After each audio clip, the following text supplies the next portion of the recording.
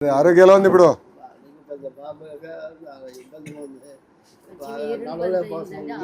Operation అయిపోయిందా? Operation అయిపోయిందా?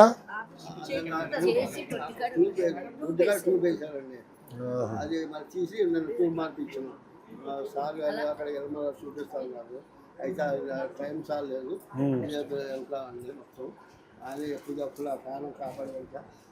అది కాదు, మీరు అంత సేవ్ చేసిన తర్వాత మేము అంత కూడా చెప్పదు ఇంకెందుకు మేము.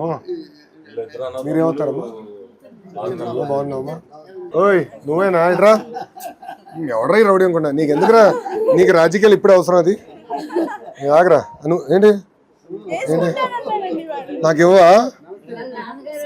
నీకు రాజకీయాలు టైం ఉందిరా. ఒక్క నిమిషం ఇది మళ్ళీ ఇస్తా లేదా? నా కూర్చో, దమ్మా కూర్చో. ఏమరా రౌడీ? ఏంట్రా క్వైట్ కొన్నావు? స్కూల్ డుమ్మానా? నా పేరు చెప్పా? నా పేరు చెప్పేసి డుమ్మా కొట్టేవారు? అరే అంత బుద్ధిమంతుడిగా తలుపుతే ఎట్లరా? బుద్ధిమంతుడిగా తలుపుతే ఎట్లా నువ్వు? ఏంట్రా నువ్వు ముందల ఆరోగ్యం జాగ్రత్తగా చూసుకో. కుటుంబాన్ని ఏం చేయాలో నేను చూసుకుంటా. అది నా బాధ్యత కదా, నేను చూసుకుంటాను. నోనో రావద్దంటే కుదరదు. మీరు మాట చెప్తున్నా, ఇప్పుడు మాట చెప్తా, నిరంతరం పని చేసేవాడిని పని చేయకుండా ఇంట్లో పడుకోరా అంటే అప్పుడు ఇంకా ఆరోగ్యం ఇంకా దెబ్బతింటుంది. మన పైన ఉన్న బాధ్యత ఏంటంటే ఆయన ఆరోగ్యం ఫస్ట్ క్లాస్గా సెట్ చేసి ఓపిక్గా ఆయనకు ఉన్నంత ఓపిక వరకు తిరగాలి. కానీ ఆరోగ్యం చూసుకోవాలి. నువ్వు ఆరోగ్యం చూసుకోకుండా అటు ఇటు తిరిగానుకో. మీ పార్టీ అంటారండి, మన పార్టీ. మళ్ళీ మీ పార్టీ అంటే ఎట్లా? అంటే బాధ్యత మొత్తం నా పైన పెట్టి మీరు జల్సగా తిరుగుదామనా? ఇద్దరికి బాధ్యత ఉంది. అది అయింది ఊరుకోడు.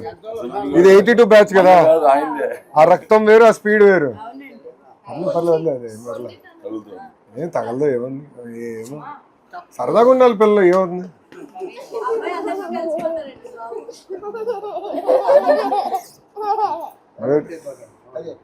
ఇంకేం సత్యనారాయణ గారు? ఇంకా సత్యనారాయణ మళ్ళీ వద్దు చేదట్లా. ఎందుకు ఉన్నాం కదా అట్లా? ఎందుకు ఉన్నాం కదా? ఎందుకంత కంగారు నీకు? అందరూ ఉన్నాం కదా, ఇంత పెద్ద కుటుంబం, 1 కోటి మంది ఉన్నాం. ఎందుకు కంగారు నీకు? అందరూ ఉన్నాం కదా, ఎక్కడ పోతాం? అర్థమైంది. నేను చూసుకుంటాలే, నేను చూసుకుంటా కదమ్మా, నాది బాధ్యతలే. ఓకే సత్యనారాయణ గారు ఉంటా, వెళ్ళొస్తా. నాకు వదిలేండి ఫ్యామిలీది. రండి అటు నుంచి.